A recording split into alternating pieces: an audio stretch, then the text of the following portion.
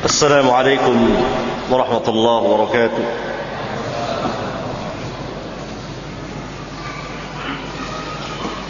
إن الحمد لله نحمده ونستعينه ونستغفره ونعوذ بالله من شرور أنفسنا ومن سيئات أعمالنا. من يهده الله فلا مضل له ومن يضلل فلا هادي له، وأشهد أن لا إله إلا الله وحده لا شريك له،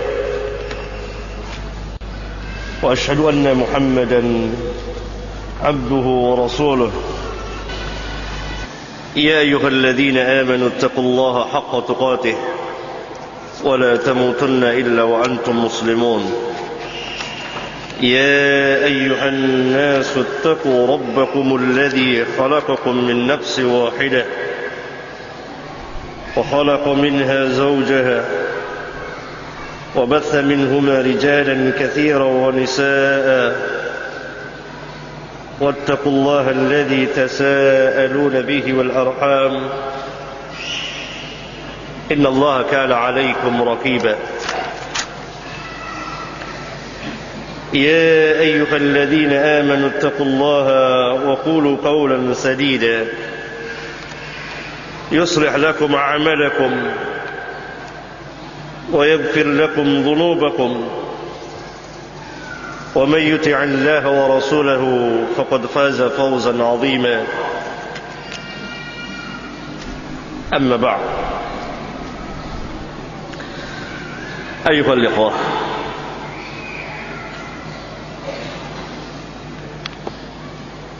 sungguh sangat mengembirakan kita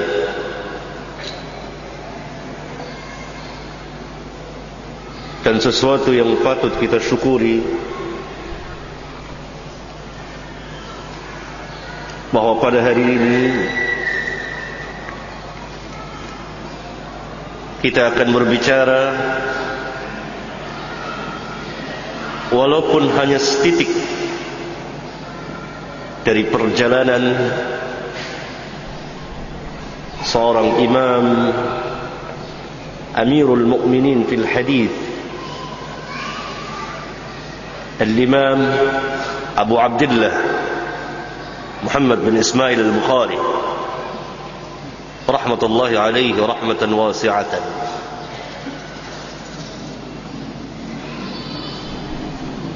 Yang pada masa hidupnya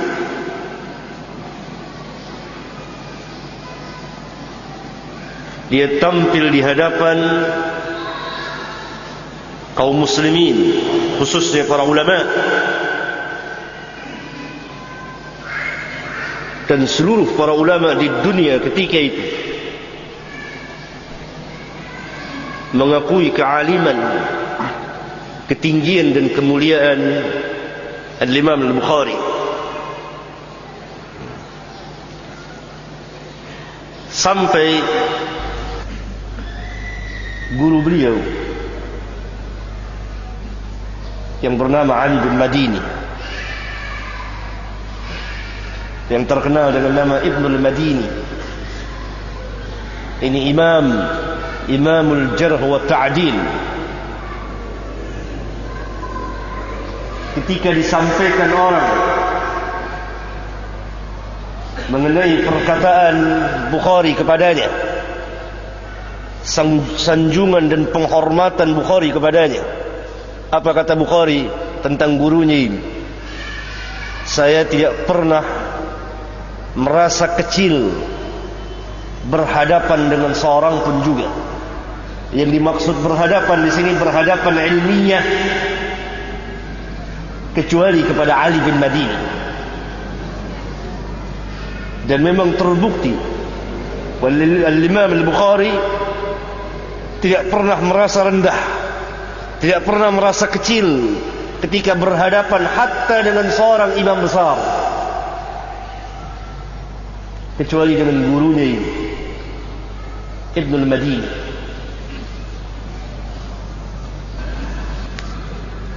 ketika Imam Ibnul Madini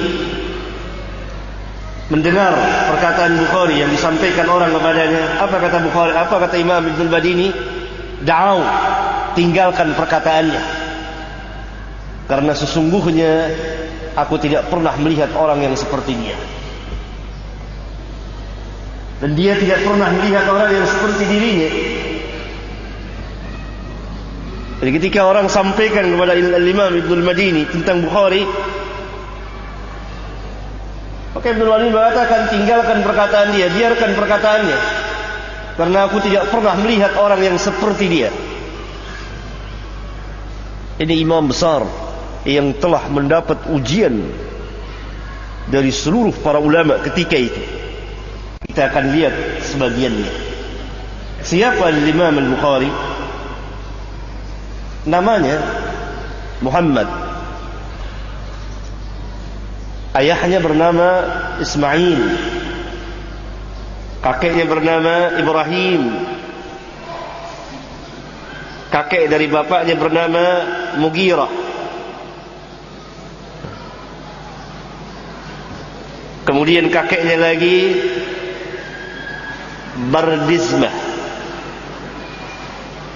Bardizbah, seorang yang beragama Majusi, yang kemudian Mughirah, kakek dari bapaknya, masuk Islam dan menetap di orang Bukhara, yang termasuk wilayah Khurasan. Khurasan adalah salah satu wilayah negeri yang luas sekali. Salah satu negeri-negerinya adalah Bukhara. Beliau lahir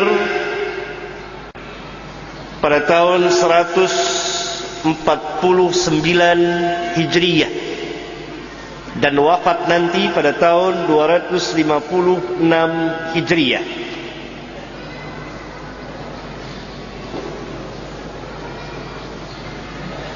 Berarti usianya 62 tahun.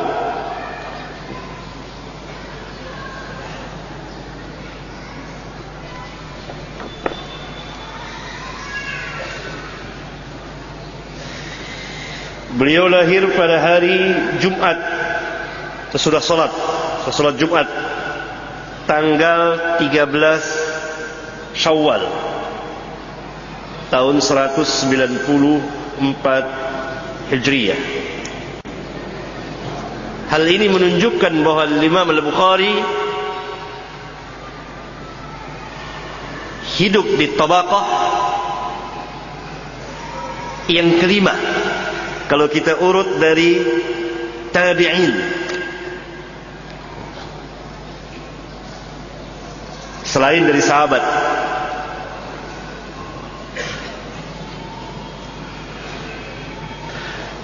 tabaqatul muhadditsin, tingkatan para ahli hadis seperti ini. Tabaqah yang pertama tabi'in. Tabi'in terbagi tiga. Ada pembesar tabi'in, ada tabi'in yang tengah-tengah, ada tabi'in yang sughra, yang kecil.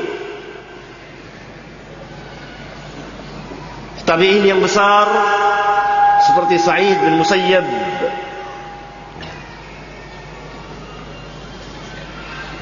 ada tabi'in yang sedang, wusta, seperti Al-Imam Al-Zuhri, Ibn Shihab. Ada tabi'in yang kecil seperti Sulaiman bin Mihran Al-A'mash, terbagi tiga, sama seperti sahabat. Kemudian tabaqah yang kedua tabi'ut tabi'in. Ada yang besar, ada yang sedang, ada yang kecil. Kenapa dikatakan ada yang besar, ada yang sedang, ada yang kecil? Karena misalnya tabi'in, pembesar tabi'in, kibarut tabi'in.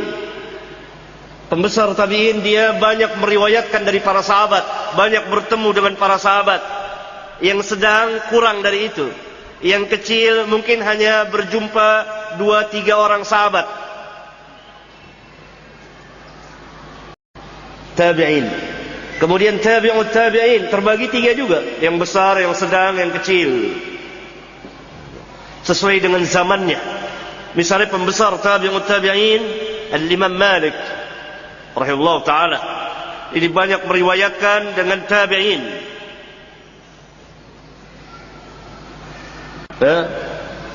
Sufyan Ats-Tsauri, pembesar tabi'ut tabi'in.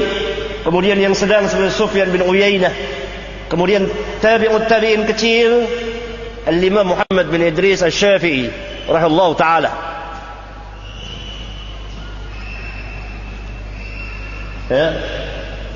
Itu tabaqah yang kedua. Tabaqah yang ketiga, tabaqah yang ketiga yang mengambil hadis dari tabi'ut tabi'in, yakni mereka tidak berjumpa dengan tabi'in.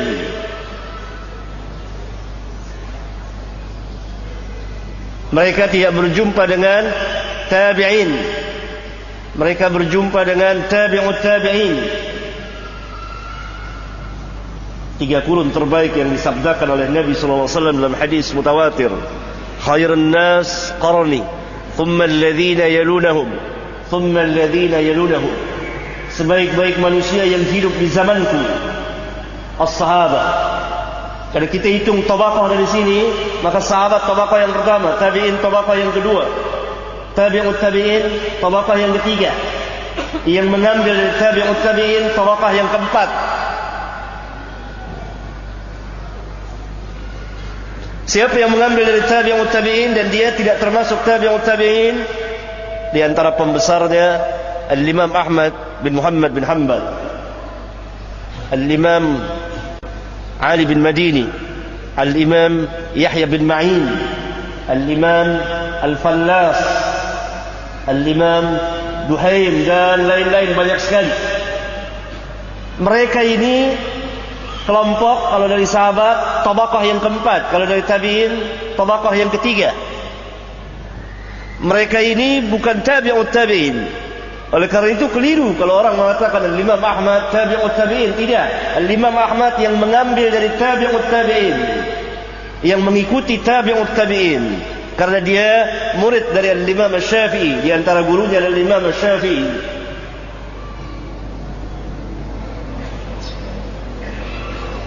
Al-Imam Ahmad tidak berjumpa dengan Al-Imam Malik. Kalau Imam Malik pembesar tabi'ut tabi'in. Itu tabaqah, tingkatan, dilihat dari zaman, umur.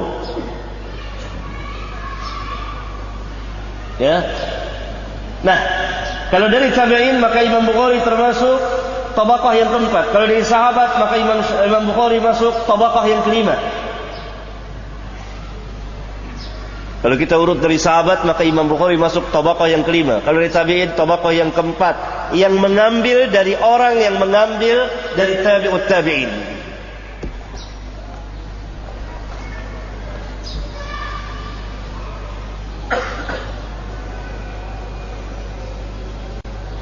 Tetapi guru-guru Imam Bukhari bertingkat banyak. Nanti akan saya jelaskan.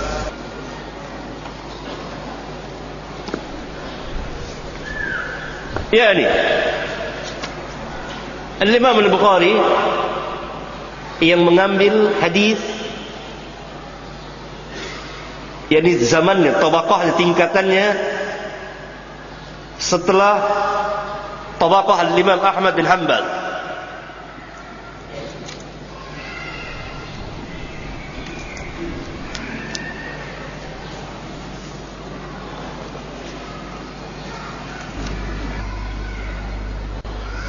Al-Imam Ahmad bin Hanbal meriwayatkan dari tabi'ut tabi'in, meriwayatkan dari tabi'ut tabi'in, mengikuti tabi'ut tabi'in.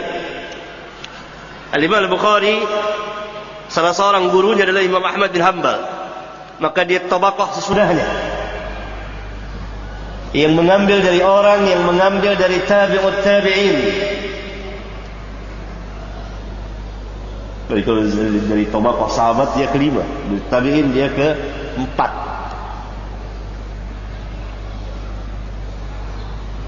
Al-Imam Al-Bukhari punya syekh, guru yang dia mengambil hadis dari mereka sebanyak 1000 orang lebih syekhnya.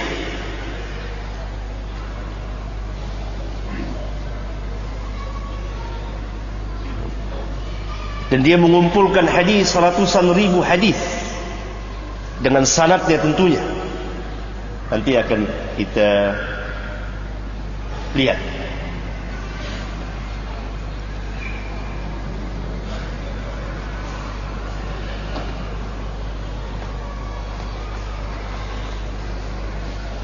Kemudian setelah kita tahu di tabaqah mana Imam Al-Bukhari hidup, tergambar bagi kita bahwa Imam Al-Bukhari hidup pada zaman di mana hidupnya para imam besar. Di antaranya 3 imam yang sangat besar ketika itu, yang sangat menonjol. Al-Imam Ahlus Sunnah wal Jamaah, Al-Imam Ahmad bin Muhammad bin Hanbal. Yang kedua Al-Imam Ali bin Madini. Yang ketiga Al-Imam Yahya bin Ma'in. 3 orang itu. Belum lagi yang selain mereka. Imam Bukhari hidup pada zaman itu, pada masa itu, yakni sebagai seorang pemuda, tumbuh dalam usia yang sangat muda. Dia telah mengenal hadis Rasulullah sallallahu alaihi wasallam.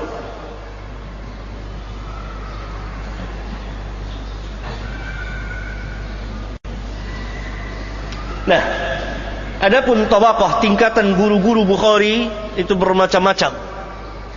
Tabaqah yang pertama, di antara gurunya ada yang mengambil hadis dari tabi'in. Berarti gurunya tabi'ut tabi'in, guru Bukhari.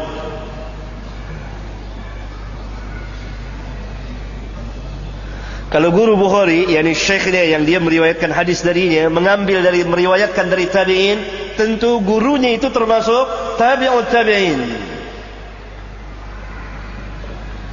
Ini tabaqah yang pertama dari guru-guru Bukhari.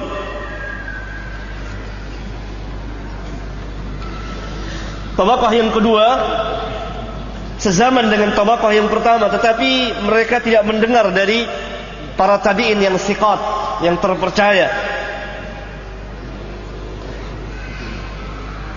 Tabaqah yang ketiga,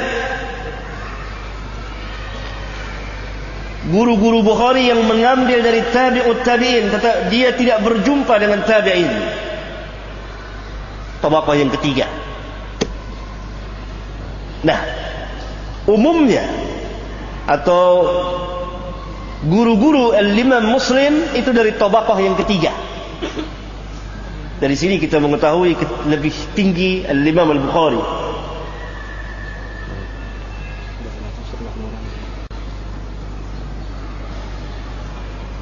Karena di antara guru al-Imam Al-Bukhari ada yang tabi'ut tabi'in. Dan tabi'ut tabi'in ini mengambil dari tabi'in.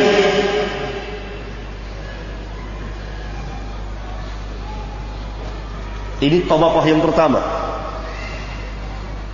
Dan Imam Bukhari banyak meriwayatkan hadis dari mereka. Tabaqah yang kedua yang sezaman dengan yang pertama. Tetapi mereka ini tidak mendengar dari tabi'in yang thiqah, jadi mengambil dari tabi'ut tabi'in juga.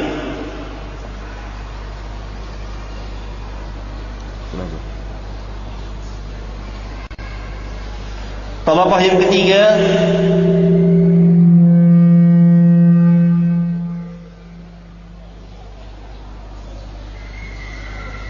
guru-guru Bukhari dari tabi'ut tabi'in.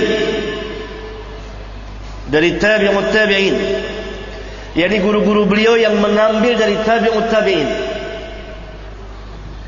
Dari sini kita tahu bahwa guru-guru beliau seperti Imam Ahmad bin Hanbal, Ali bin Madini itu mengambil dari tabi'ut tabi'in.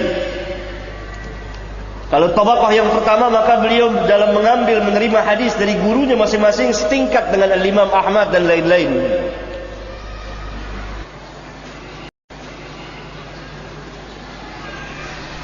Ya, ini tingkatan guru-guru Al-Imam Al-Bukhari agar kita tahu ketinggian Imam Bukhari. Setelah kita tahu masa beliau hidup di tingkatan keberapa, di tabaqah keberapa. Dan kalau saudara membaca kitab Sahih Bukhari, ada ditulis haddatsana fulan. Pertama kali haddatsana fulan. Nah, ini guru beliau yang pertama. Guru beliau ini mengambil dari gurunya. Gurunya ini masuk dari golongan mana? Tabaqah tingkatan yang keberapa? Tadi sudah saya terangkan, yang pertama yang mengambil dari tabi'in. Berarti gurunya tabi'ut tabi'in. Tabaqah yang ketiga yang mengambil dari tabi'ut tabi'in. Berarti guru beliau tabaqah yang selain, yang sesudah tabi'ut tabi'in. Nah, perbandingan antara Imam Al-Bukhari dalam mengambil guru dengan imam-imam yang lain itu di tabaqah, di tingkatan yang pertama.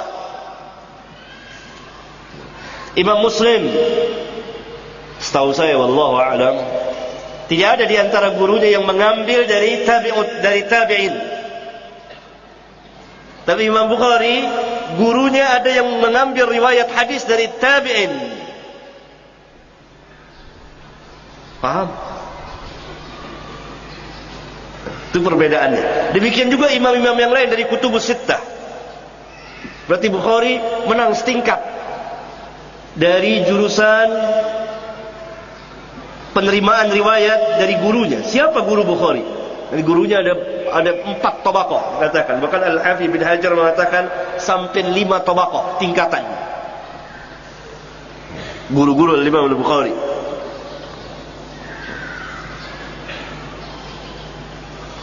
Tabaqah yang keempat adalah sahabat-sahabat beliau yang sezaman dengan beliau, yang sama-sama belajar dengan beliau.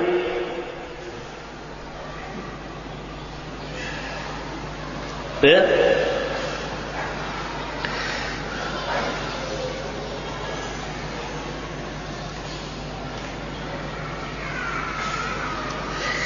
Tabaqah yang kelima, orang-orang yang di bawah beliau, yakni para pelajar. Dia mengambil hadis dari situ. Kalau seseorang belum dikatakan ahli hadis kalau dia tidak mengambil dari orang yang di atasnya dan di bawahnya dalam penerimaan riwayat. Ini salah satu ketinggian dan keistimewaan dari Imam Bukhari. Gurunya ada 5 tingkatan, 5 tabaqah. Tabaqah yang pertama, tabaqah yang kedua, yang ketiga, yang keempat, yang kelima. Tabaqah yang pertama adalah guru-gurunya yang mengambil dari tabi'in. Tabaqah yang kedua yang sezaman dengan tabi'in tetapi tidak mengambil dari tabi'in yang thiqah. Berarti mengambil dari tabi'ut tabi'in. Tabaqah yang ketiga, guru-gurunya yang tidak berjumpa dengan tabi'in, berjumpa dengan tabi'ut tabi'in, dan mereka mengambil dari tabi'ut tabi'in, seperti Imam Ahmad bin Hanbal dan lain-lain. Tabaqah yang keempat, sama-sama pelajar, sama-sama penuntut ilmu. Tabaqah yang kelima, orang yang di bawah dia, diambil hadis dari situ. Itu adalah Imam Al-Bukhari dari segala jurusan.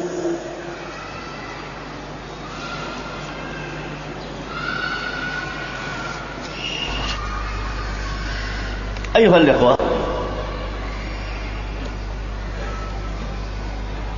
Imam Al-Bukhari bapaknya bernama Ismail. Dan Imam Bukhari sendiri meriwayatkan, mencatat riwayat hidup bapaknya di kitab tarikhnya. Beliau mempunyai kitab tarikh. Karangan Bukhari banyak sekali. Kita hanya batasi dalam kitab sahihnya. Di kitab tarikhnya dia menulis seperti ini. Berkata Bukhari, "Sami'a abi min Malik bin Anas, wa rawa Hammad bin Zaid, wa safaha Ibn al-Mubarak bikilta yadayhi." Yang artinya, bapakku telah mendengar hadis dari Imam Malik bin Anas. Malik bin Anas al-Imam. Dan bapakku telah melihat Hammad bin Zaid. Ini seorang imam, dan bersalaman dengan kedua tangannya kepada Abdullah bin Mubarak, dan dia telah menyalami dengan kedua tangannya Abdullah bin Mubarak. Abdullah bin Mubarak dari tabi'ut tabi'in, Imam Malik dari tabi'ut tabi'in, bahkan pembesar tabi'ut tabi'in, Imam Malik. Berarti bapaknya juga perawi hadis, yaitu Ismail. Diriwayatkan ketika beliau lahir dalam keadaan matanya buta.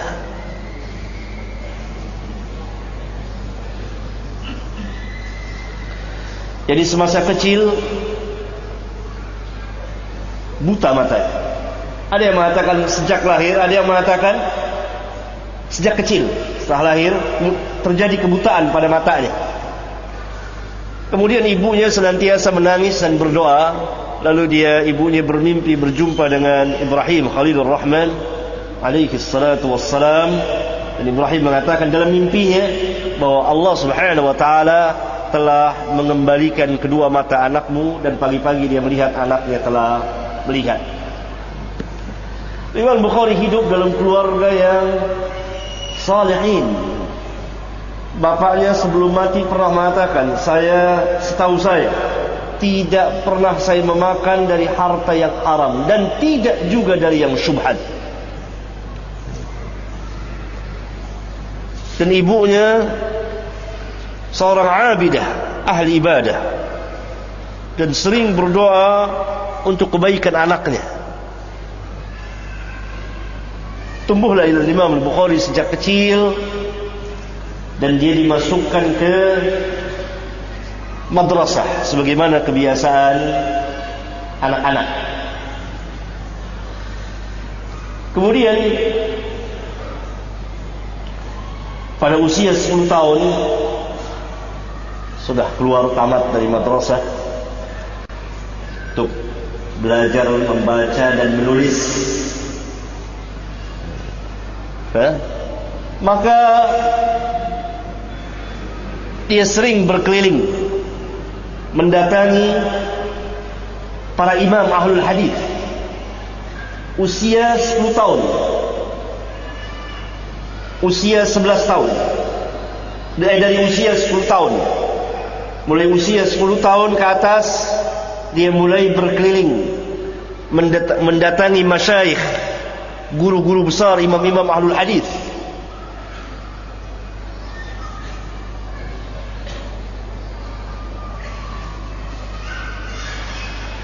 Kemudian satu ketika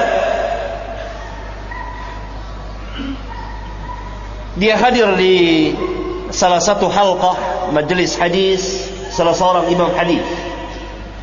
Dan biasa para muhaddis membacakan hadis kepada murid-muridnya. Kemudian dibacakan oleh syekh tersebut begini sanadnya: Sufyan an Abi Zubair an Ibrahim. Ya, ada satu hadis yang dibawakan oleh syekhnya dengan sanad Sufyan an Abi Zubair an Ibrahim.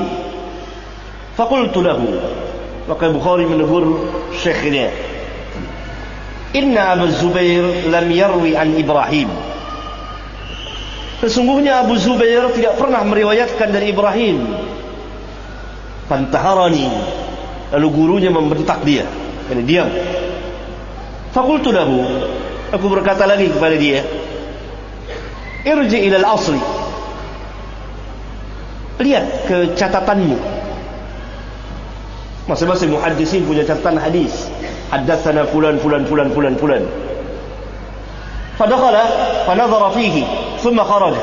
Kemudian gurunya masuk ke rumah, dia melihat catatan kitab hadisnya, kemudian keluar. Faqala li, lalu gurunya berkata kepadaku, pada Bukhari, faqala li, dia berkata kepadaku, kaifa huwa ya gulam, bagaimana sebenarnya sanad hadis itu wahai gulam, wahai anak? Qultu, aku berkata, huwa Zubair bin Adi, bukan Abi Zubair al-Makki. Gurunya keliru. Zubair bin Adi ditulis, dia sebut Abi Zubair, yang sebenarnya Zubair bin Adi, tidak pakai Abi. Dan itu ada di catatan dia dengan hafalannya keliru, lupa. an Ibrahim. Fa'akhadha al-qalam minni wa ahkama kitabahu. Lalu gurunya mengambil penanya Bukhari, lalu dia tulis Zubair bin Adi an Ibrahim, ya, dan dia dimasukkan ke dalam kitabnya itu. Wa qala sadaqta. Dan gurunya berkata kepada Bukhari, benar engkau.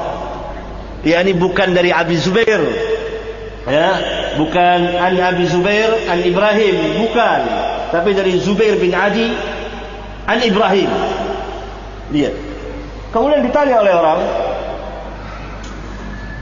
faqila lil Bukhari, maka Bukhari ditanya, ibnu kam kunta hina radadta alaihi. Umur berapa engkau ketika engkau membantah Ad-Dakhili, yani ulama itu, imam besar itu. Faqila lil Bukhari, maka Bukhari ditanya, ibnu kam kunta hina radadta alaihi. Umur berapa engkau ketika engkau membantah Ad-Dakhili, yani ulama itu, imam besar itu. Kata Bukhari, 11 sana, 11 tahun. Sedang apa anak-anak kita umur 11 tahun?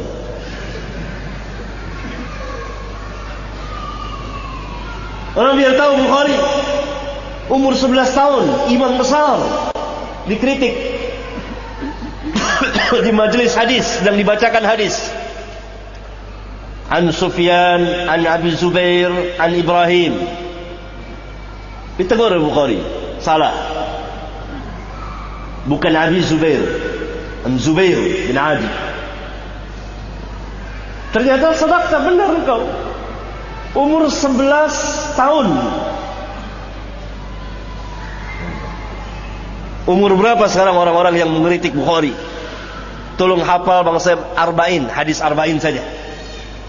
Orang-orang yang mengkritik Bukhari di Jakarta ini, hafal tidak hadis arba'in dengan sanadnya. Enggak usah dengan sanad, matan saja.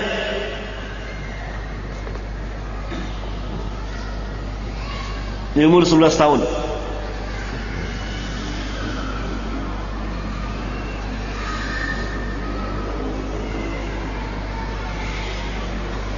Kata Imam Al-Bukhari,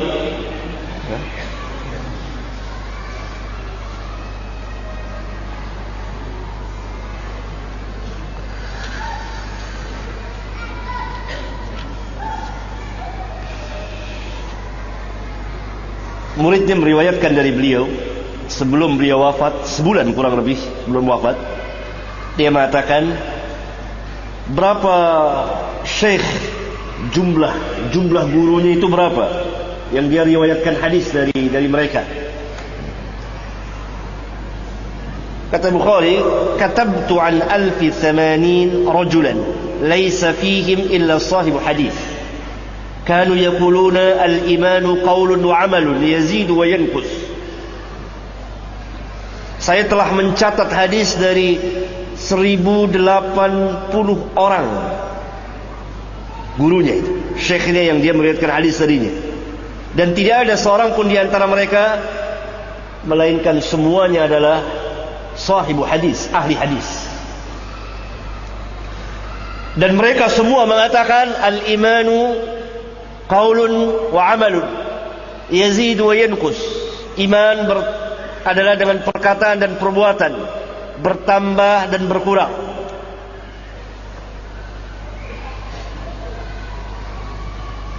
Ini guru-guru beliau langsung, yang kalau kita baca Sahih Bukhari katakan haddatsana fulan, itu gurunya.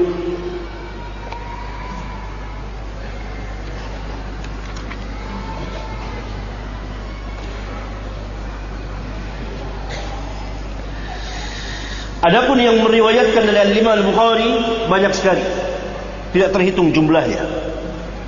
Di antaranya yang paling terkenal Al-Imam Abu Isa At-Tirmidzi, jadi termasuk murid besarnya.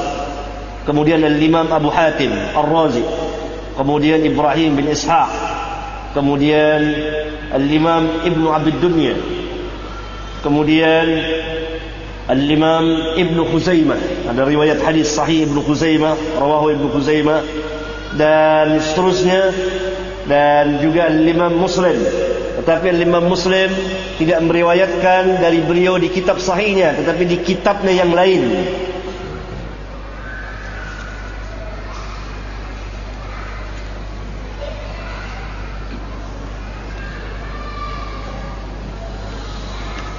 Al-Imam Al-Bukhari mengadakan rihlah, menuntut ilmu ke negeri-negeri untuk mencari imam ahlul hadis. Kita lihat apa kata beliau.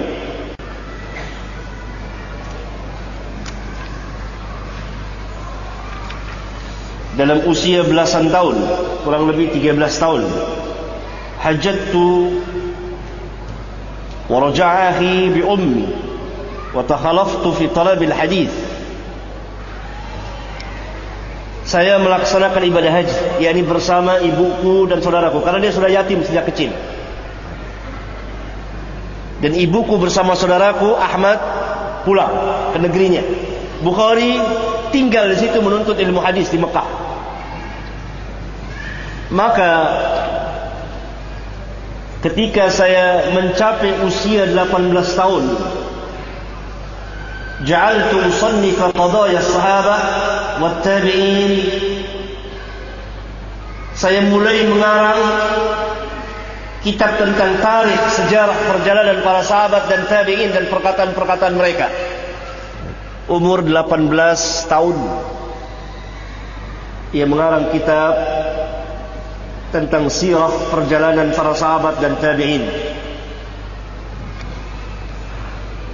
Dan dia tinggal di Mekah umur belasan tahun, dan dia berkeliling dari satu syekh ke syekh yang lain mencari hadis Rasulullah sallallahu alaihi wasallam.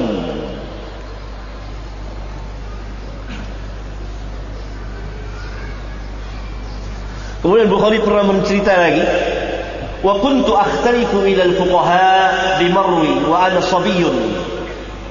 Saya berkeliling, yakni mendatangi para fuqaha di Marwi, satu negeri namanya Marwi. Dan ketika itu saya masih sabi, masih kecil, sabiyun.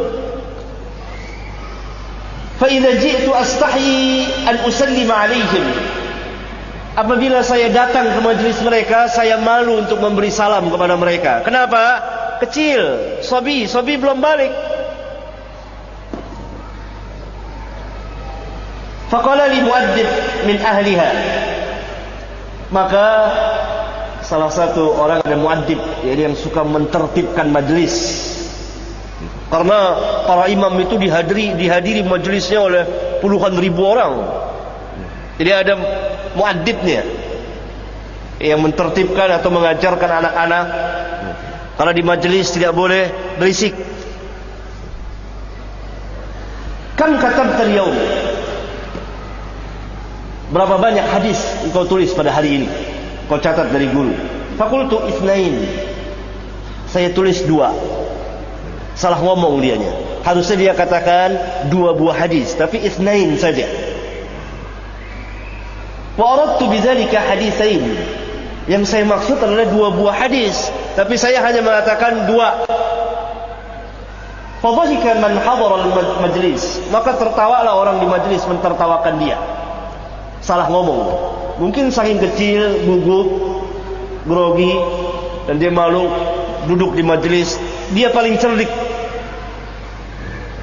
Maka ketika ditanya, hari ini engkau menulis hadis berapa banyak kau tulis hadis hari ini?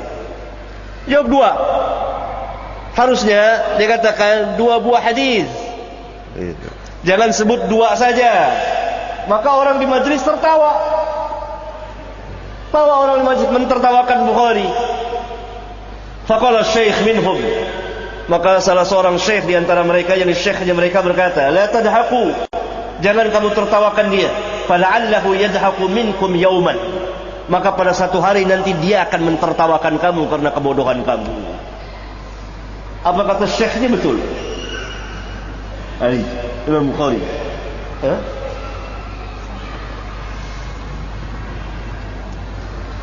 Kemudian kisah yang menarik dari Al-Imam Al-Humaydi. Kalau antum baca hadis pertama di Bukhari, nomor 1, dia mengatakan telah menceritakan kepadaku Al-Humaydi. Al-Humaidi ini imam besar. Imam besar. Murid dari Al-Imam Asy-Syafi'i. Apa kata Al-Humaidi? Kata Bukhari, dakhaltu Al-Humaidi wa ana ibnu 18 sanah. Saya masuk ke majlisnya Al-Humaidi ketika itu usia saya 18 tahun. Wa bainahu wa baina akhar ikhtilafun fi hadis. Di antara Al-Imam Humaidi dan sahabatnya yang lain terjadi perdebatan, perselisihan tentang masalah sebuah hadis. Falamma basara bi Al-Humaidi qala, tatkala Al-Imam Al-Humaidi melihat Al-Imam Bukhari, dia berkata, qad jaa man yafsulu bainana, telah datang orang yang akan menyelesaikan perselisihan kita. Lihat, umur 18 tahun masuk menemui Imam Al-Humaidi. Ketika itu Al-Imam Al-Humaidi telah terjadi perselisihan tentang masalah sebuah hadis. Tidak ada yang bisa menyelesaikannya karena dua-duanya adalah imam. Masuk Imam Bukhari, kata Al-Humaidi, datang orang yang akan menyelesaikan perselisihan kita. Jadi nanti Imam Bukhari yang akan menentukan mana yang benar di antara dua orang ini. Umur 18 tahun. Fa'arada alayya, maka keduanya memperlihatkan, menjelaskan perselisihan mereka kepadaku. Faqadaitu lil Humaidi ala man yukhalifuhu, maka saya putuskan kebenaran atas Imam Al-Humaidi dari orang yang menyalahinya. Kemudian kata Bukhari, walau anna mukhalifahu asarra ala khilafihi thumma mata ala da'wahu lamata kafiran. Kalau orang yang menyelisih Al-Humaidi itu tetap pada pendapatnya sampai dia mati, maka dia akan mati dalam keadaan kafir. Berarti ini perselisihan yang syadid, yang keras. Diputuskan oleh Bukhari, yang benar adalah Al-Humaidi. Ini imam-imam besar. Usia berapa? 18 tahun. Agar supaya mereka yang melecehkan, yang mencela Imam Bukhari, yang mengkritikkan, yang mendoifkan hadisnya dengan hawa nafsu tahu sedang apa mereka usia 18 tahun. Ini usia 18 tahun.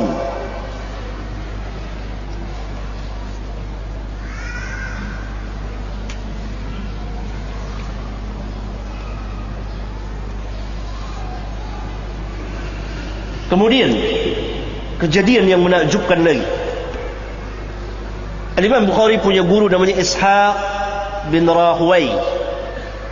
Rahway bisa.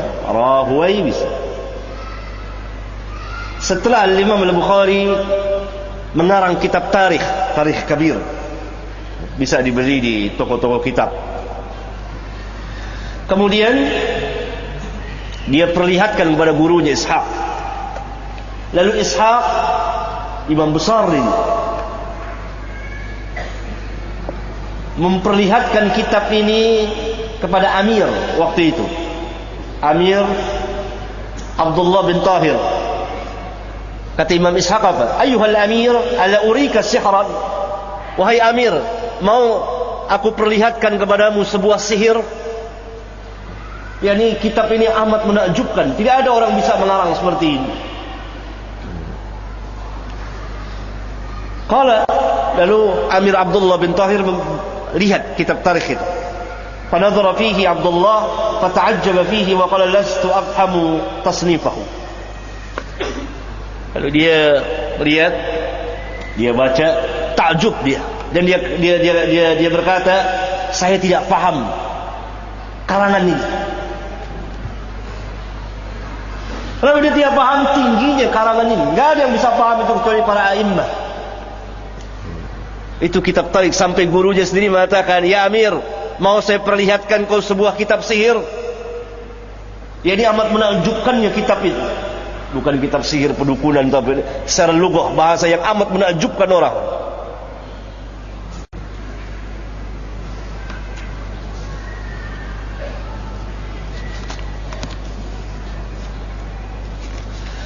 Kemudian Al-Imam Al-Bukhari berkeliling kota mencari ilmu dari pembesar-pembesar para ulama, karena ketika itu banyak sekali dan tidak terhitung jumlahnya dia masuk ke kota Baghdad. Ada yang mengatakan, dia katakan sendiri ada 8 kali dia masuk. Fi kulli dzalika ujalisu Ahmad bin Hanbal. Setiap kali dia masuk ke Baghdad, maka dia duduk di majlisnya Imam Ahmad bin Hanbal. Faqala li fi akhir ma wadda'tuhu.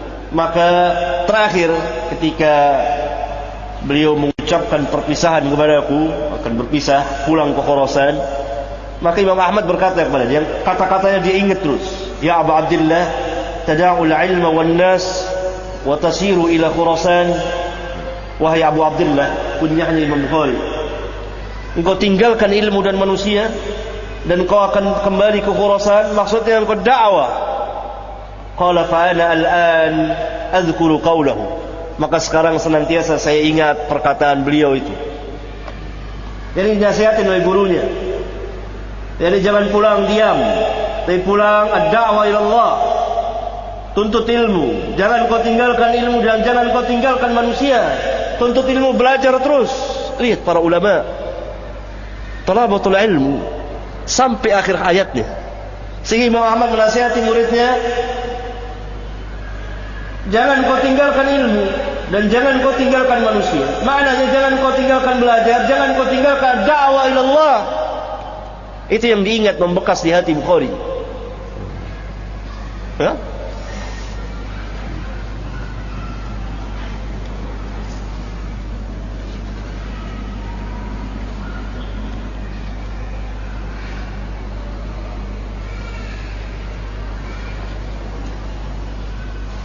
Al-Imam Al-Bukhari orang yang tidak kenal waktu dalam menuntut ilmu. Hatta sampai bajunya usah, hatta sampai jauh malam, dan berulang-ulang kali dia bangun di waktu malam, seolah-olah tidak pernah lelah dalam menuntut ilmu. Seorang sahabatnya menceritakan kepada kita, saya pada satu malam pernah berada di rumahnya, rumah Bukhari. Saya hitung dia bangun di waktu malam berapa kali untuk mutalaah kitab. 18 kali bangun. Tidur, bangun, nyalain lampu, mutalaah kitab, hadis. Tidur lagi, bangun lagi, tidur lagi. 18 kali. Dan ini bukan kejadian sehari. Itu sering diriwayatkan oleh sahabat-sahabatnya ketika berada di rumahnya. Tidur, bangun, tidur, bangun, tidur, bangun. 18 kali bangun. Untuk apa? Mutalaah. Selain beliau qiyamul lail.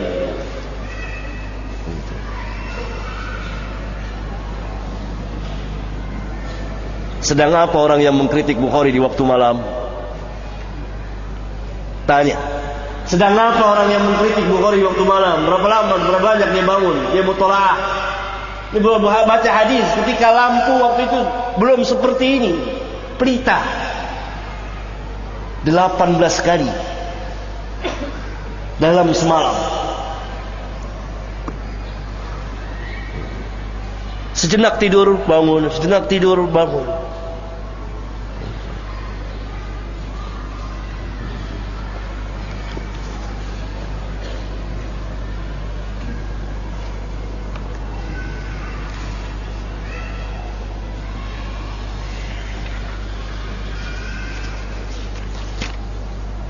Oleh karena itu para ulama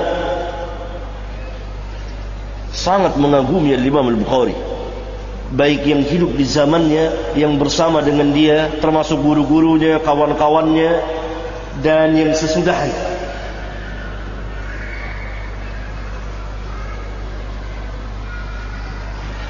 Perhatikan coba, seorang imam besar Muhammad bin Salam namanya. Ini rawi hadis thiqah. Kalau dia buka majlis, kemudian Imam Bukhari masuk, gemetar dia. Lihat kewibawaan Imam Bukhari. Imam Bukhari sudah usia 40-50 tahun, tidak, sobi. Apa kata rawi ini? Kata Muhammad bin Salam, kullama dakhala alayya hadha as-sabi tahayyartu waltabasa alayya amrul hadis wa ghairihi. Setiap kali masuk anak kecil ini kepada saya heran dan gugup, tersamar urusan bagi saya, baik dalam masalah hadis maupun masalah lainnya. Grogi. Setiap kali masuk Bukhari, dan kullama dakhala alayya hadha as-sabi, sabiyu, anak-anak di bawah usia 10 tahun ke 10 tahunan. Wala azalu khaifan ma lam yakhruj, senantiasa saya merasa takut selama dia belum keluar. Takut apa? Takut dipukulin? Takut apa coba? Takut dikritik ada kesalahan.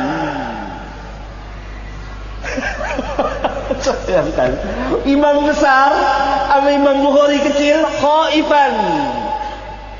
Wala azalu khaifan ma lam yakhruj, senantiasa saya merasa takut selama dia belum keluar.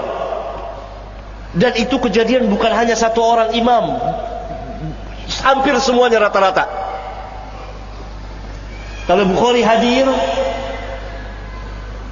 kaget, gemetar, takut. Karena Bukhari tidak pernah takut ilmiah, dan memang orangnya sangat berani.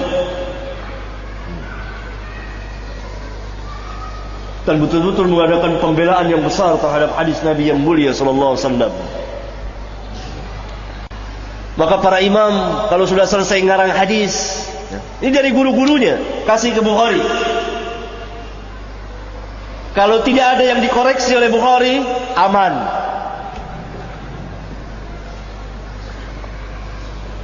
Ada yang dikoreksi oleh Bukhari sampai habis hadisnya. 200 buah hadis habis.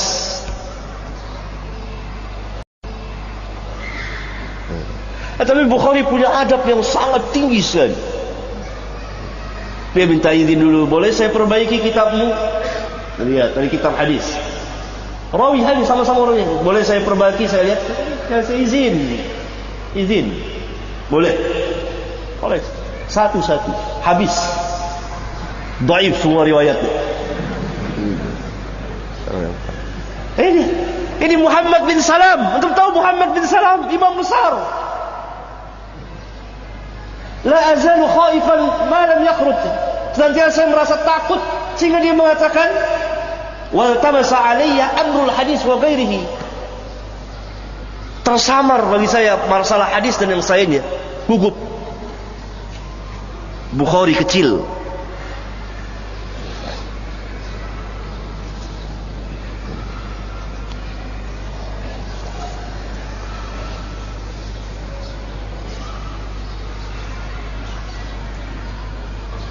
Kemudian Abu Ja'far berkata, aku pernah mendengar Abu Umar Sulaim bin Mujahid berkata, kuntu inda Muhammad bin Salam al-Bikandi. Ini dia Muhammad bin Salam al-Bikandi. Dia berkata, lau ji'ta qablu la ra'aita sabiyan yahfazu 70,000 hadis. Kalau engkau datang sebelum ini, engkau akan melihat seorang anak kecil yang hafal 70,000 hadis. Qala faharajta, lalu dia faharajtu fi talabihi hatta lahiqtuhu, lalu saya keluar, yakni kata Abu Umar Sulaim bin Mujahid, saya keluar, saya cari anak itu, lalu saya ketemu Bukhari. Dia katakan, anta alladhi yaqul inni ahfadhu 70,000 hadis, engkau yang berkata tadi saya hafal 70,000 hadis. Kata Bukhari, qala na'am, iya, wa aktsar, lebih banyak dari itu.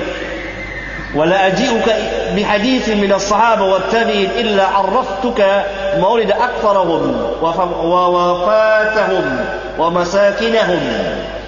Tidak aku riwayatkan kepadamu, tidak aku bacakan kepadamu sebuah hadis dari sahabat dan dari tabi'in, melainkan aku jelaskan kepadamu tanggal lahirnya kebanyakan dari mereka, wafatnya mereka, tempat tinggalnya mereka.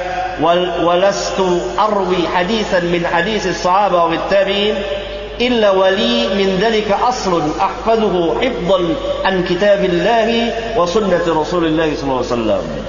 Dan tidak aku riwayatkan sebuah hadis dari hadis sahabat dan tabi'in melainkan saya mempunyai catatannya dan saya hafal seperti Al-Quran dan saya menghafal hadis Rasulullah sallallahu alaihi wasallam. Luar biasa kepercayaan dirinya itu. Sobi, anak kecil 70.000 hadis aktar yang membuat takjub orang-orang dewasa ketika itu.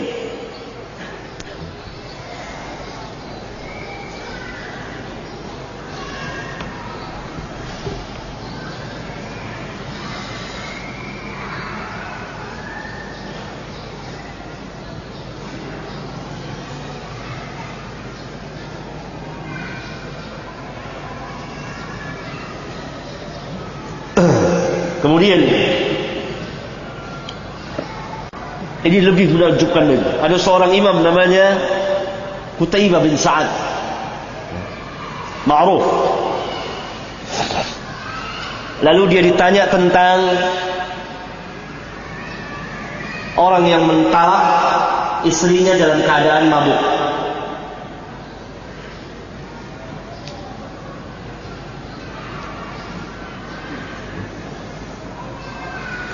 Faqala, lalu dia berkata, dan di situ ada Imam Al-Bukhari. Lalu dia berkata kepada penanya, "Hadza Ahmad bin Hanbal wa Ibnu Al-Madini wa Ibnu Rahawai qad saqahumullahu ilaika." Ini, di sini ada Ahmad bin Hanbal, di sini ada Ibnu Al-Madini, di sini ada Ibnu Rahawai. Allah telah membawa mereka semua kepadamu.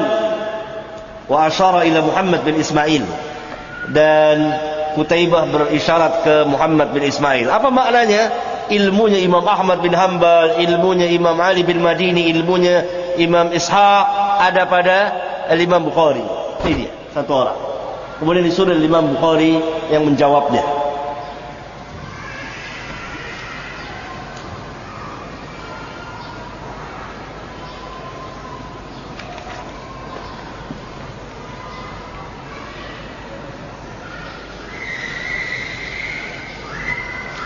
Ketika Al-Imam Al-Bukhari masuk menemui seorang imam besar lagi, Sulaiman bin Harb namanya, dia senantiasa berkata, "Bayyin lana dhalat Syu'bah." Jelaskan kepada kami kekeliruan Imam Syu'bah dalam hadis. Mana kekeliruannya hadis-hadis yang dia keliru? Dijelaskan oleh Imam Al-Bukhari.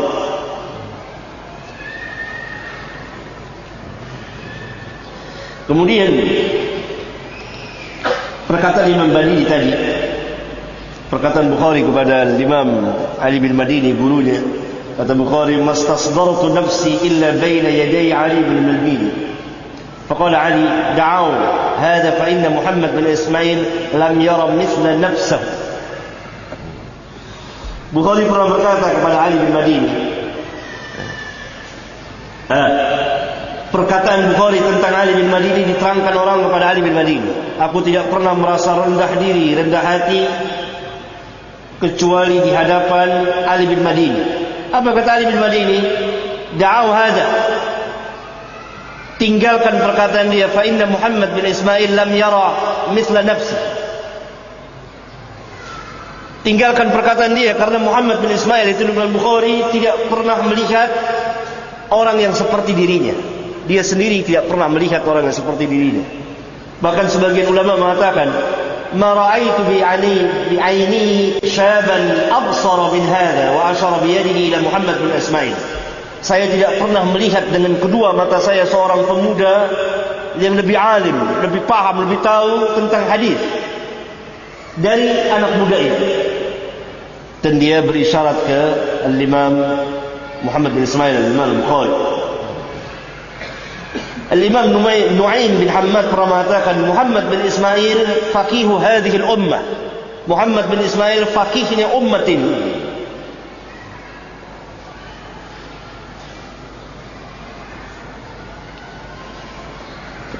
Oleh karena itu, saking cerdiknya dan pinternya dan hampir-hampir tidak salah, maka teman-temannya seperguruan ingin kalau Imam Bukhari salah dalam hadis. Orang itu sangat ingin kalau ada kesalahan pada Bukhari, maka mereka sering mudzakarah dengan Imam Bukhari, mencari-cari kesalahannya, dan selalu disambut baik oleh Imam Bukhari. Dan itu memang keinginan dan keberanian yang luar biasa. Tidak penakut orangnya, berani berhadapan, maksudnya berani ilmiah. Ya, kita lihat salah satu contohnya.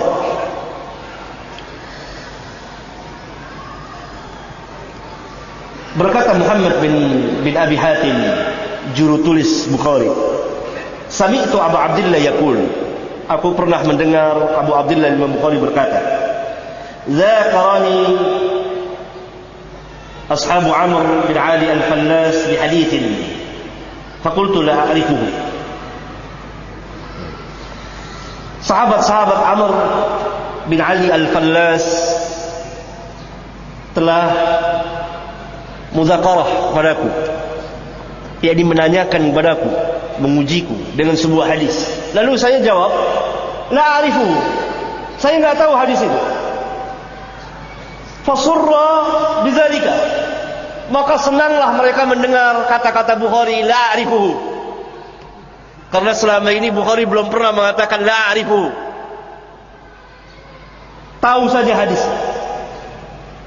Maka sahabat-sahabat Amr bin Fallas guru Imam Bukhari juga, guru Imam Bukhari juga.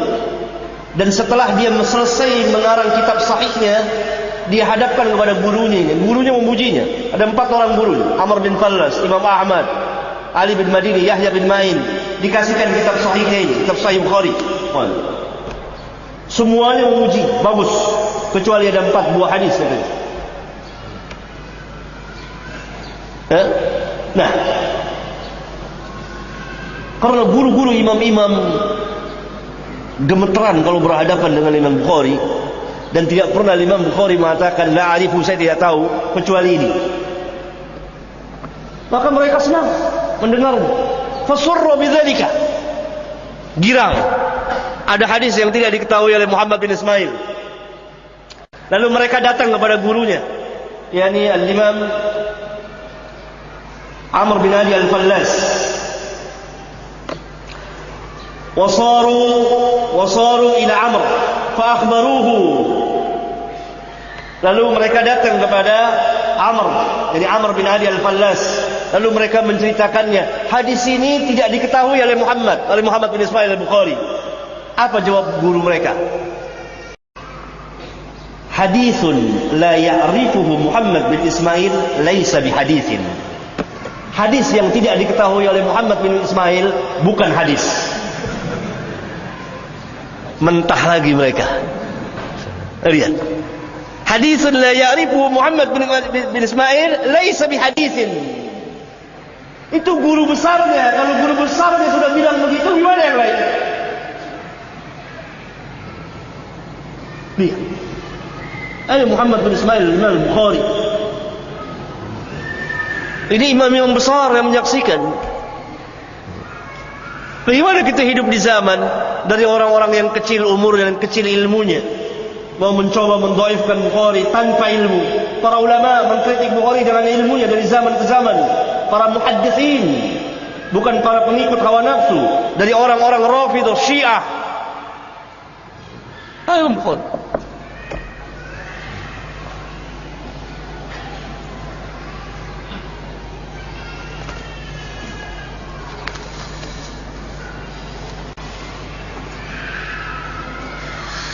Banyak sekali pujian para ulama kepada Imam Al-Bukhari,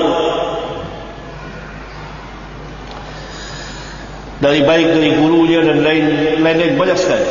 Dari Imam Ahmad bin Hanbal banyak sekali pujian.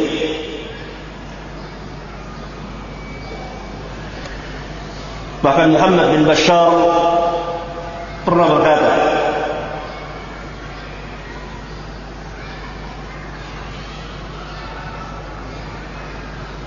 Huffadud dunya arba'atun ahli hadis besar dunia 4 orang huffaz.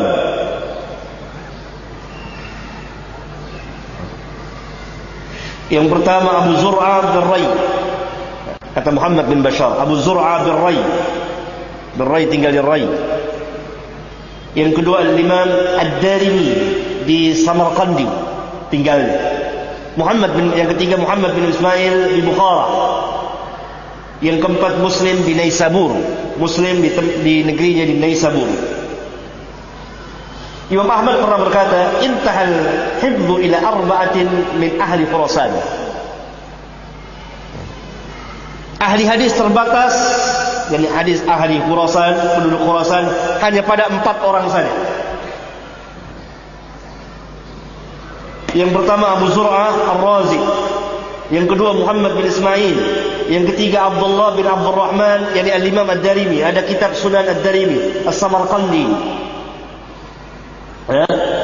Yang pertama Imam Abu Zur'ah, yang kedua Imam Bukhari, yang ketiga Imam Darimi, yang keempat Imam Hasan Syuja' Al-Balkhi.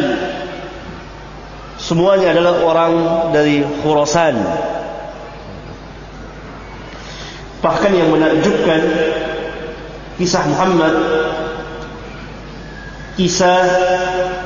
bin Bashar Bundar, laqabnya. Berkata Muhammad bin Ismail Imam Bukhari pernah menceritakan kepada, lamma dakhaltu al-Basra sirtu ila majlis Bundar. Ketika saya datang ke negeri Basrah, Irak, saya masuk ke majlis Al-Imam Muhammad bin Bashar, yaitu yang laqabnya Bundar. Falamma waqa'a basarahu alayya qala min aina al-fata. Ketika pandangan matanya tertuju kepada aku, dia bertanya, wahai pemuda, dari mana engkau? Bundar itu sudah mengenal nama Imam Bukhari, tapi belum tahu fisiknya, secara orangnya belum kenal. Namanya sudah dikenal. Kemudian Imam Bukhari berkata, qultu min ahli Bukhara, dari penduduk Bukhara. Faqala li, lalu Bundar berkata, kaifa tarakta Abu Abdillah? Bagaimana engkau tinggalkan Abu Abdillah di sana? Dia tidak tahu Imam Bukhari. Ya. Famsaktu. Lalu kata Imam Bukhari, dia diam. Lihat tawadu'nya. Tawadhu. Tidak dikatakan saya Bukhari, ini hanya diam, biar orang lain yang mengatakannya. Famsaktu. Faqalu, lalu mereka yang di majlis mengatakan, faqalu lahu yarhamukallah huwa Abu Abdillah, semoga Allah merahmatimu, dia inilah Abu Abdillah yang kau tanya, anak muda ini. Faqama wa akhadha biyadi. Lalu Muhammad bin Bashar Bundar, imam besar ini, imam besar, sahabat Imam Ahmad bin Hanbal, qama, berdiri dan pegang tangan Bukhari, lalu dia memeluknya dan dia mengatakan, marhaban biman aftakhiru bihi mundu sinin. Selamat datang wahai pemuda yang saya berbangga denganmu sejak bertahun-tahun lamanya. Yang ini jadi kebanggaan dia selalu membanggakan Imam Bukhari, tapi belum pernah melihat orangnya. Sekali melihat dia enggak tahu itu Bukhari. Maka dia katakan, marhaban biman aftakhiru bihi mundu sinin. Selamat datang, yani selamat datang wahai pemuda yang saya berbangga denganmu sejak beberapa tahun yang lalu. Imam besar, bukan orang-orang kecil. Bagaimana orang-orang kecil pada zaman kita mau menghina Bukhari? Hah?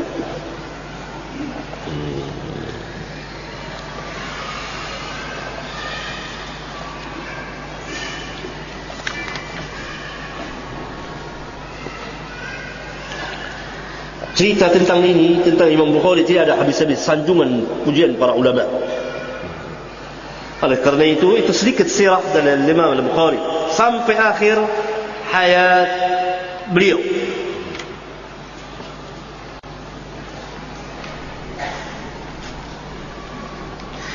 Bahkan Imam Muslim pernah mengatakan, ya ustadzul ustadzin, wahai ustadznya para ustadz, wa sayyidul muhaddithin, penghulunya para muhaddithin, wa tabibul hadis, dokternya hadis, fi ilalihi, dalam ilat-ilatnya. Saya bersaksi tidak ada orang yang membencimu kecuali orang yang hasad. Tidak ada orang yang lebih alim di dunia dan hadis lain darimu. Ini Imam Muslim muridnya. Dia menanyakan tentang ilat-ilat hadis, penyakit-penyakit, dijawab oleh Bukhari. Saya itu dipegang Bukhari dan dicium di antara kedua matanya, dan dia berkata, wahai ustadznya para ustadz, wahai sayyidul muhaddithin, wahai tabibul hadis, dokternya hadis, fi ilalihi, persaksian besar Imam Muslim.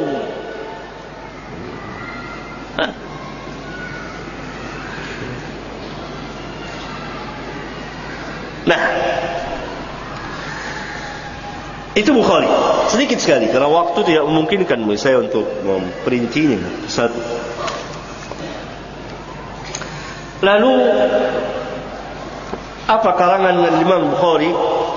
Banyak sekali. Di antaranya yang paling masyhur adalah kitab sahihnya, yang setiap hari Sabtu falillahil hamd kita pelajari.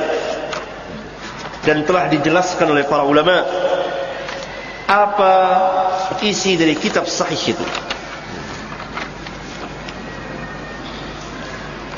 Yang pertama-tama kita harus ketahui bahwa sebab-sebab Bukhari mengarang kitab sahih,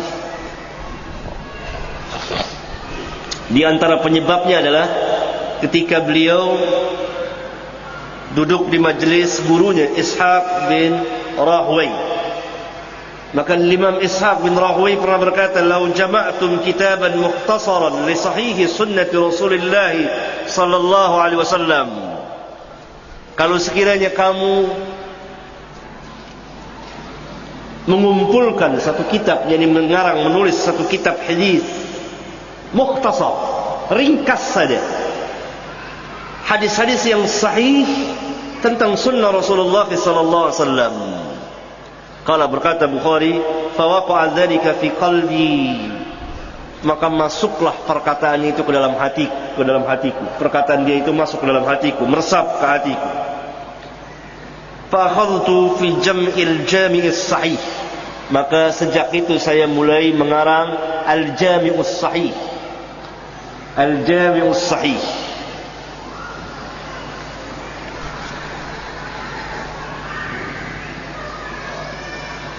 Dari 600.000 hadis diseleksi oleh Imam Al-Bukhari, dan kata beliau, lam ukharrij fi hadha al-kitab illa sahihan wa ma taraktu min as-sahih akthar. Tidak saya keluarkan di kitab ini, tidak saya takhrij, tidak saya keluarkan satu pun hadis di kitab ini melainkan yang sahih, illa sahihan wa ma taraktu min as-sahih akthar, dan hadis-hadis sahih yang saya tinggalkan, yang saya tidak masukkan ke dalam kitab sahih ini banyak sekali. Berarti yang beliau masukkan ke dalam kitabnya sebagian dari hadis-hadis sahih, tidak seluruh hadis sahih ada di kitab beliau. Di kitab Jami'us Sahih, yaitu kitab Sahih Bukhari.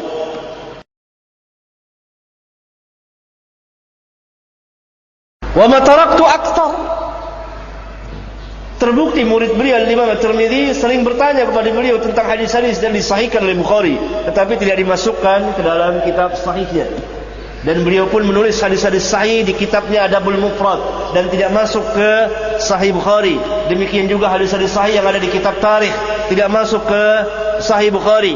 Demikian juga di kitab beliau Raf'ul Yadain, demikian juga di kitab beliau Birrul Walidain, dan lain-lain banyak sekali. Sehingga keliru kalau orang mengatakan ada sebuah hadis sahih tetapi tidak diriwayatkan Bukhari lalu dia tolak. Keliru.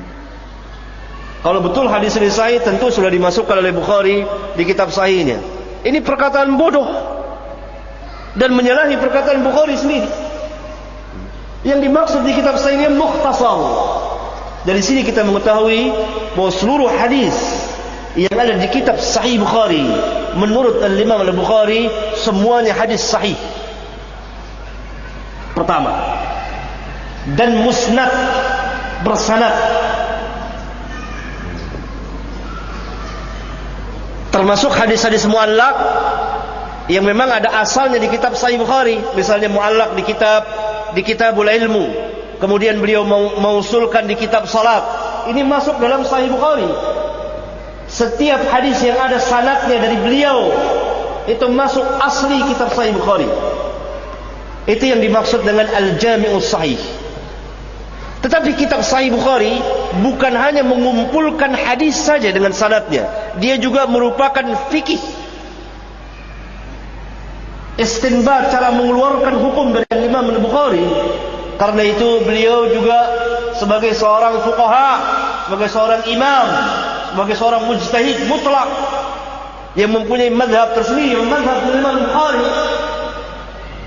Mazhab Imam Bukhari terkenal di mana? Di kitab sahihnya. Bab-babnya itu adalah fikih beliau dan penjelasan beliau. Karena itu beliau memerlukan yakni ayat-ayat Al-Quran untuk memberikan penjelasan. Hadis-hadis yang muallak yang tidak diriwayatkan oleh beliau, yang tidak disambung sanadnya di kitab sahihnya, tetapi diriwayatkan oleh imam yang lain, atau diriwayatkan oleh beliau di kitab beliau yang lain. Ini tidak termasuk dalam bagian Jami'us Sahih. Karena yang Jami'us Sahih yang musnad, bersanad dari beliau terus. Hadis-hadis muallak yang tidak ada di kitab beliau, dimausulkan, disambung sanadnya di kitab Sahih Bukhari juga, disambung sanadnya di kitab imam yang lain, maka tidak termasuk al-aslu, yang asal dari kitab Al-Jami'us Sahih. Kenapa beliau masukkan ke situ? Kenapa beliau bawakan? Kita perlu tahu bahwa beliau selain menjelaskan hadis-hadis juga menjelaskan tentang fikih hadis. Karena itu memerlukan tambahan riwayat. Karena itu kitab Bukhari jadi sebuah kitab hadis dan kitab hukum sekalian, kitab fikih sekalian.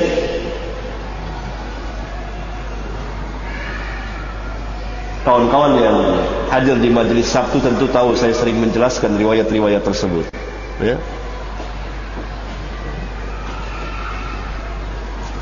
Nah, para ulama baik di masa beliau maupun yang sesudahnya senantiasa mengadakan kritikan ilmiah terhadap kitab Sahih Bukhari. Walaupun para ulama telah sepakat akan kesahihannya, tetapi tidak berarti bahwa seseorang itu maksum, bebas dari kesalahan, huruf dan lafaz dan kalimatnya tidak pernah salah. Tidak demikian. Tapi mereka mengakui sesahih-sahih kitab sesudah Al-Quranul Karim adalah kitab Al-Jami'us Sahih Al-Imam Al-Bukhari. Tidak berarti tidak ada cacatnya. Tidak ada satupun kitab yang tidak ada cacatnya kecuali Kitabullah Al-Quran.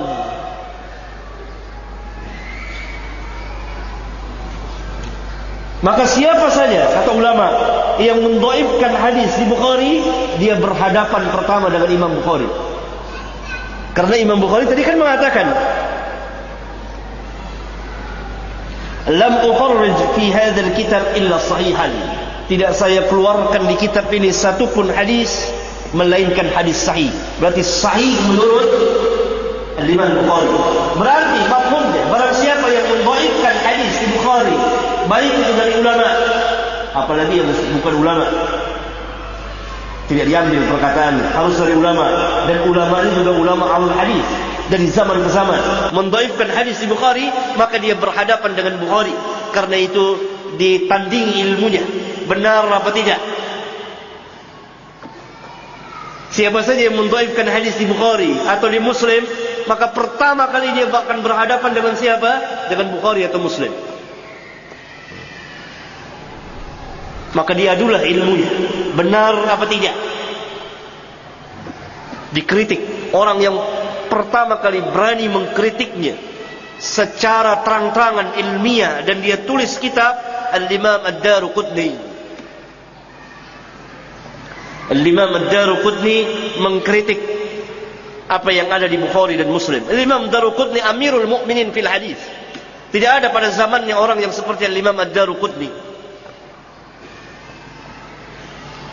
Kemudian para ulama melihat kritikan Al-Imam Ad-Daruqutni, Jadi Imam Daruqutni mengkritik apa yang ada di Sahih Bukhari dan apa yang ada di Sahih Al-Imam Muslim. Bahkan jauh sebelum Imam Daruqutni, setelah selesai mengarang kitab Sahih, Al-Imam Bukhari mengajukan kitab Sahihnya kepada 4 orang. Itu kepada Imam Ahmad bin Hanbal, kata Bukhari, kepada Imam Ahmad bin Hanbal, kepada Yahya bin Ma'in, kepada Ali bin Madini, dan yang selain dari mereka, itu kepada Imam Al-Fallas. Fastahsanuhu wa syahidu lahu bis-sihhah. Dan mereka semua membaguskannya dan menyaksikan tentang kesahihannya, mengakui tentang kesahannya. Illa fi arba'ati ahadits, kecuali dalam 4 buah hadis saja yang dikritik oleh Imam Ahmad dan kawan-kawannya. Dari sekian ribu, dari 7.000 hadis lebih, 4 buah hadis. 7.000 lebih itu berulang-ulang. Kalau tidak berulang-ulang, 2.000-an hadis. 4 buah hadis. Dan kata ulama yang belakangan datang, pendapat Bukhari lah yang benar daripada gurunya. Jadi soal kritik mengkritik Sahih Bukhari dan atau kitab Sahih Muslim atau kitab hadis yang lain, hal yang wajar, yang biasa di kalangan ulama. Yang disalahkan dengan hawa, nafsu, dengan kebodohan, dengan melecehkan, dengan menghinakan, dengan mengatakan bahwa hadis ini bertentangan dengan Quran. Ini yang tidak benar. Kalau mereka berani, mereka kritik secara ilmiah, secara sanad. Seperti para ulama, seperti Imam Ad-Daruqutni dari rawi-rawinya, dari sanadnya, dari ilatnya. Dan tentu mereka tidak akan mampu, karena mereka harus disaksikan dulu oleh manusia sebagai ahli hadis, sebagai imam. Ya.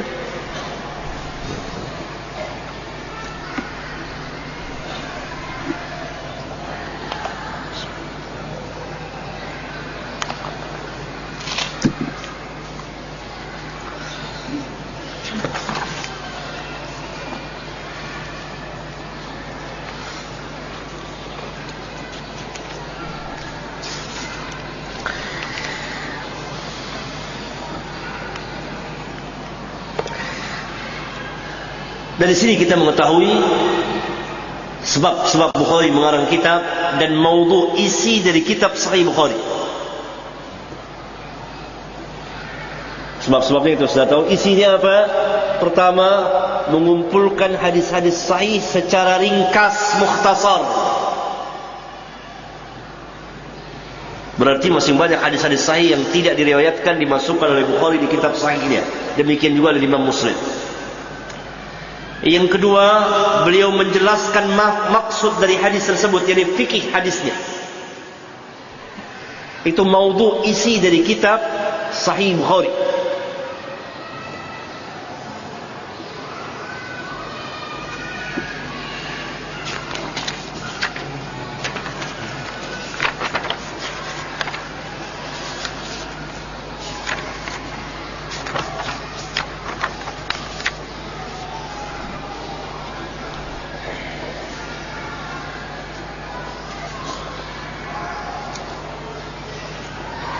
Yang kemudian, yang ketiga, Al-Imam Al-Bukhari telah memberikan persyaratan di kitab sahihnya bagi rawi-rawi atau hadis yang akan dia masukkan ke dalam kitab sahihnya. Yang pertama, rawi-rawinya harus terpercaya, thiqatun.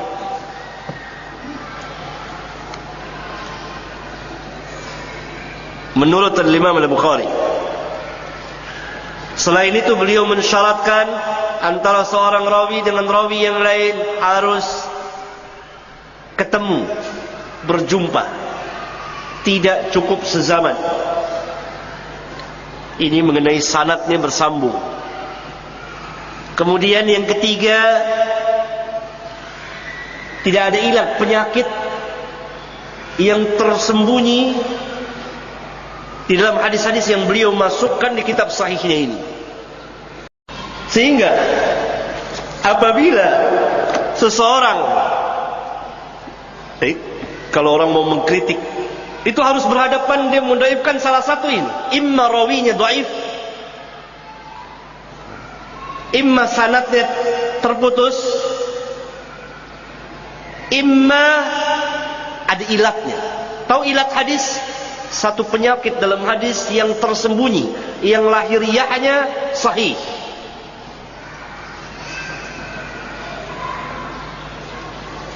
Mereka mengkritik begitu? Tidak. Para imam mengkritik begitu. Satu di antara tiga ini, rawi-rawinya ada yang kurang thiqah.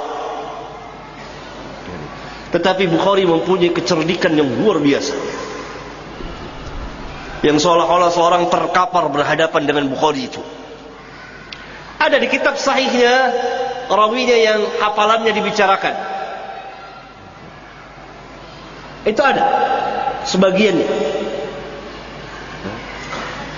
dari segi hafalannya. Tetapi rawi ini punya penguat dari jalan yang lain, tidak berdiri sendiri. Baik hadis itu dikeluarkan oleh Bukhari di kitab sahihnya atau oleh imam yang lain, sehingga diketahui bahwa yang jadi pegangan bukan rawi itu, tapi yang jadi pegangan hadis itu sendiri. Paham? Sebuah hadis di Bukhari meriwayatkan misalnya, ada seorang rawinya yang hafalannya kurang, taruhlah dhaif. Maka rawi ini tidak berdiri sendiri, tapi ada penguatnya dari jalan yang lain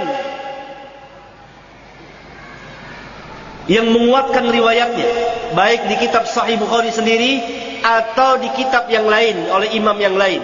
Sehingga yang jadi pegangan adalah bukan rawi itu, tetapi hadis itu. Hingga keluar kata ulama, sanad dhaif, matan sahih.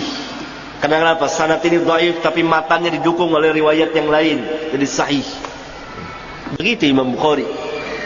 Dan itu bisa hanya ada dua orang rawi yang betul-betul dibicarakan, sehingga dikatakan dhaif. Tetapi keduanya ini tidak berdiri sendiri.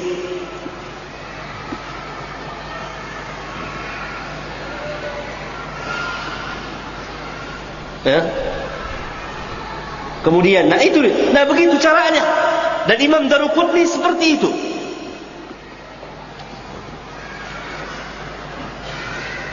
Ada yang tepat kritikannya, ada yang tidak tepat.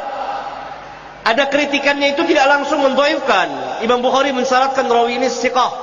Tetapi kenapa rawi ini hanya hasan derajatnya gitu? Mungkin thiqah menurut Bukhari, tidak thiqah menurut yang hasan menurut yang lain. Maka harus berhadapan dengan Bukhari.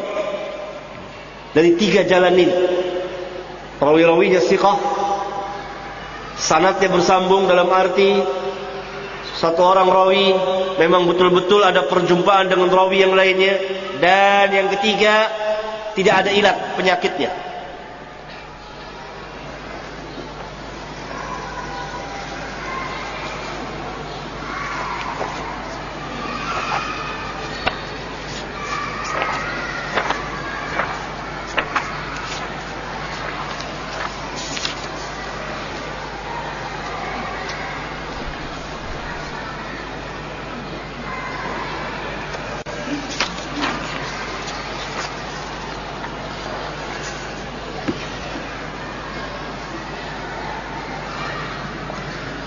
Ayuhal ikhwah, karena kita sediakan waktu untuk bersoal jawab,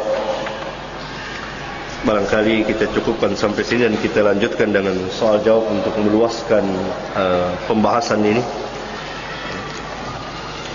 Dan kalau ada sesuatu antum dapat di Sahih Bukhari, ditanyakan.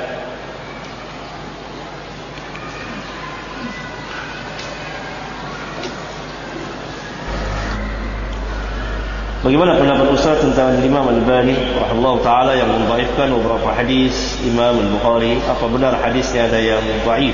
Imam Al-Albani, Imam Daruqutni, Imam Al-Albani Amirul Mukminin fil hadis, wala batin, punya hak mutlak untuk mengatakan hadis ini sah atau tidak. Kan ilmiah, masing-masing berijtihad dengan ijtihadnya. Dan beliau mengatakan dhaif, apakah dengan hawa, dengan kebodohan? Tidak, dengan ilmu. Dan beliau orang yang paling alim tentang kitab Sahih Bukhari. terbukti bahwa beliau telah meringkas kitab Sahih Bukhari dengan ringkasan yang amat menakjubkan. Mukhtasar Sahih Bukhari oleh Al-Imam Al-Bani. Hak beliau untuk mendhaifkan sebagian hadisnya dengan sanadnya, dengan ilmiah dan kritikan, dan itu bisa dihitung dengan jari, satu atau dua buah hadis, sama seperti para ulama yang lain, hal yang wajar. Yang tidak wajar dan aneh, orang-orang juhala, orang-orang yang bodoh, dengan hawanya dan kebodohannya dia seenaknya mendhaifkan hadis tanpa keadilan dan ilmu, tidak tegak dengan ilmu dan keadilan. Harusnya kalau hadis dengan ilmu hadis.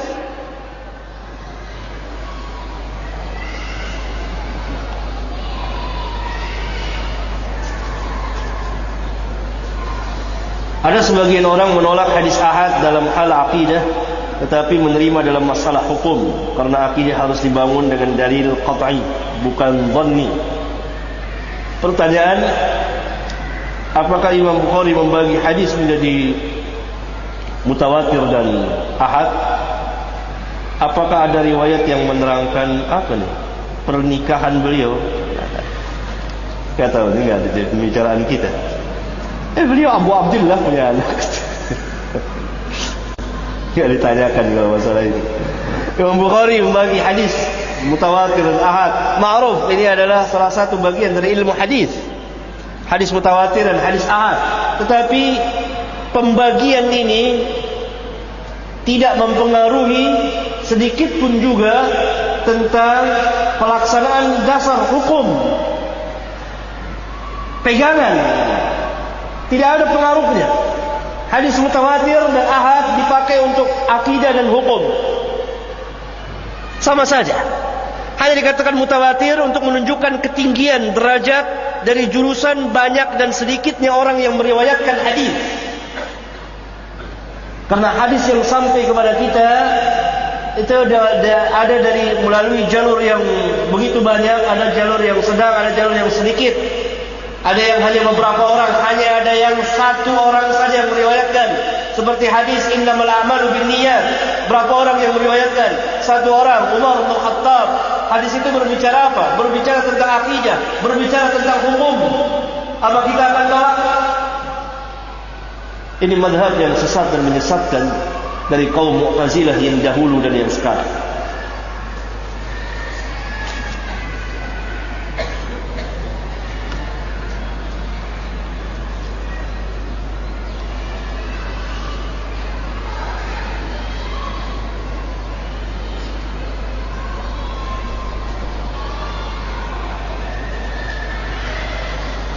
Pernahkah Imam Bukhari berjihad fisabilillah melawan orang-orang kufar?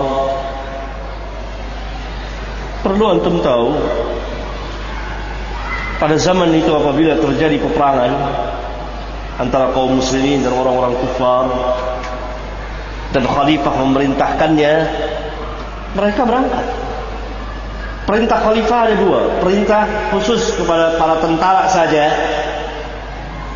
tidak kepada para yang selainnya. Ada perintahnya secara umum. Mereka berangkat. Para imam ikut berperang.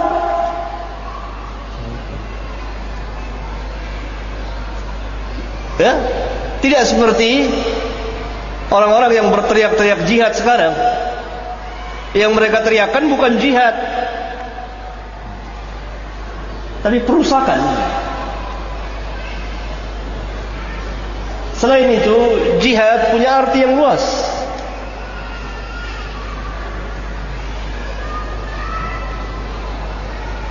Salah satu jihad besar yang dilakukan oleh para imam mengadakan pembelaan dan mempertahankan sunnah Nabi yang mulia sallallahu alaihi wasallam. Ini jihad fi sabilillah.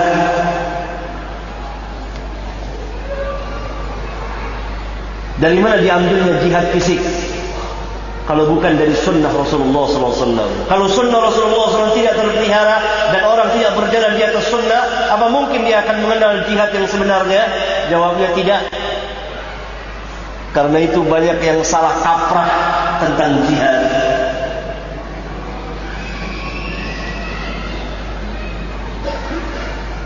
Ngebom sana ngebom sini namakan jihad.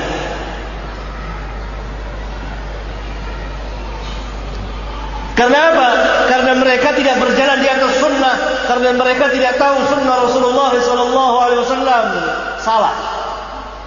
Karena itu benarlah para ulama yang mengatakan sebesar-besar jihad mengadakan pembelaan terhadap sunnah Rasulullah SAW. Karena orang tahu tentang hukum Islam dari mana? Dari hadis, dari sunnah. Kalau sunnah tidak dijaga, tidak dibela, tidak dipelihara, maka orang tidak mengenal Islam.